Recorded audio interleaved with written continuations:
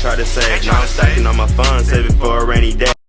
So what is one way that you can save your tax refund and ensure that you carry it over for next year? Just say, I'm broke. No, just kidding. Welcome back to our YouTube channel. Hopefully you've been able to subscribe, share with other community members, family members, and more importantly, your kids, because our goal is to be the last generation to start from scratch. We definitely know what type of season it is. It is tax season. Do you know when tax day is? April 15th. You want to make sure that you get your taxes filed by that time. And if you're not able to do so, make sure you file the appropriate things so that you can be penalty free. Okay, so a lot of people have been asking us, how can they maximize their current tax refund? Some of them have also said that they've already spent their refund. That is perfectly okay, because the tools that I'm about to give you today, you can carry over and be prepared for next tax season, okay? So one of the things that you definitely need to do with your tax refund is, first and foremost, make sure you are paying into your financial goals. Every year we talk about the importance of setting financial goals, meaning you are identifying the things that you find important, connected to your values, connected to the things that you absolutely want to do, and goal setting, right? You can create 3 goals, you can create 1 goal. I always tell people, just start with 1. Think big, but start small. So let's say, for example, your goal is to make an additional mortgage payment at least once a year, right? If that is your financial goal, you first want to make sure you know who can help you accomplish it, what you're trying to do, right? When do you want to accomplish it? Why do you want to accomplish it? And how you're going to get it done, right? So let's say your mortgage payment is $1,900, for example. If you have a tax refund that is $1,900 or more, then it makes your ability to execute that simple, right? You just pay an additional mortgage payment. One thing about the tax refunds, and I can be 100% honest for you, like from my personal experience, those things are really, really, really created to do something with your psychology. So for example, you go throughout the entire year and you're maybe spending debt, you're saving, whatever you're doing. But then when tax time comes, you're always making these financial promises to yourself, right? When I earn my money, I'm going to make a payment into this thing, or when I earn my money, I'm going to pay something back. But when you get that tax refund, most people that I work with typically don't execute their plan the way in which they want to. But that's why it's important to set something that's realistic, something that's motivating, and something that you can see progressively helping you accomplish your goal. So first and foremost, execute your financial goals. But what if you don't have any financial goals, right? If you don't have any financial goals, make sure that you continuously tap into Young Money Finances and the things that we have to offer, because it all starts with that foundation. It's really hard to know where your money's going if you don't create financial goals as your destination of where you want your money to go. Okay. But other things you can do that people typically do is pay off debt. We know throughout the year, depending on how our finances are set up, depending on if we're budgeting, or just depending on if we want to build our credit, we are typically going into debt. Most common uses for that refund that you're getting is to pay off some debt. Now you have a couple different methods for paying off debt. Some people just pay off debt, right? They don't really have a strategy to it. It's probably the bill that they found, like, okay, let me just pay off this debt.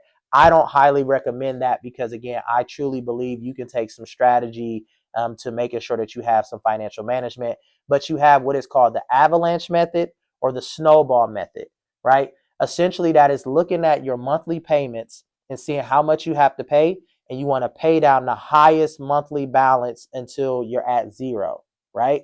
Or you can look at your principal and pay off your principal.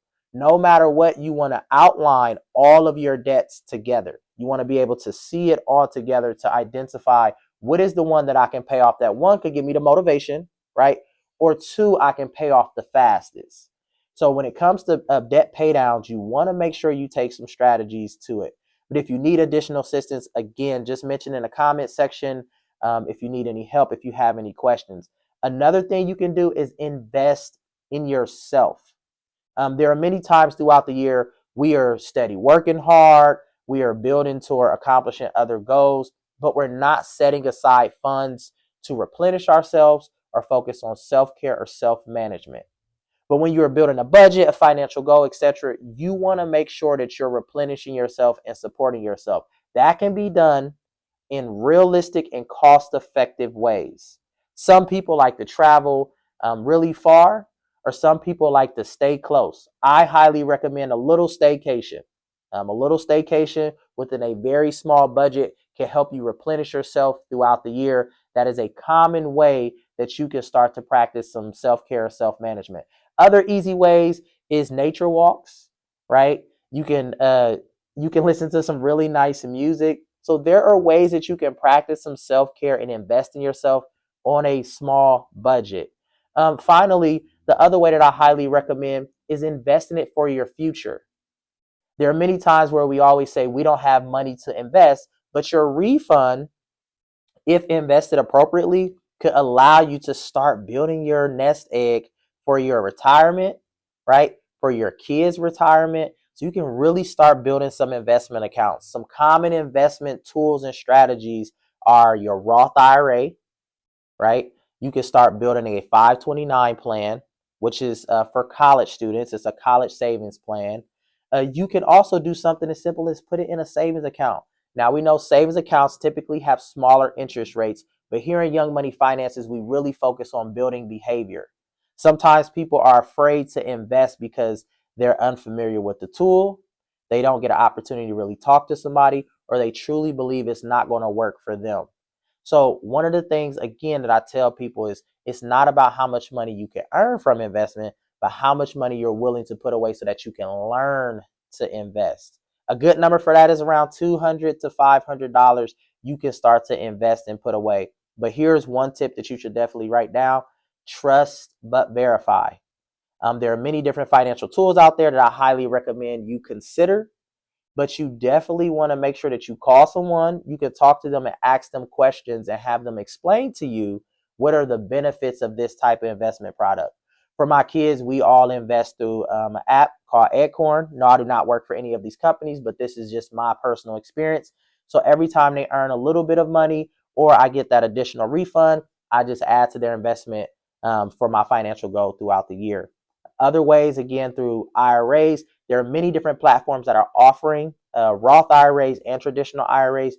You want to do additional research. Later on in this series, we'll go a little deeper dive into some of these things because I know some of y'all are really ready to start to put your money in some of those spaces.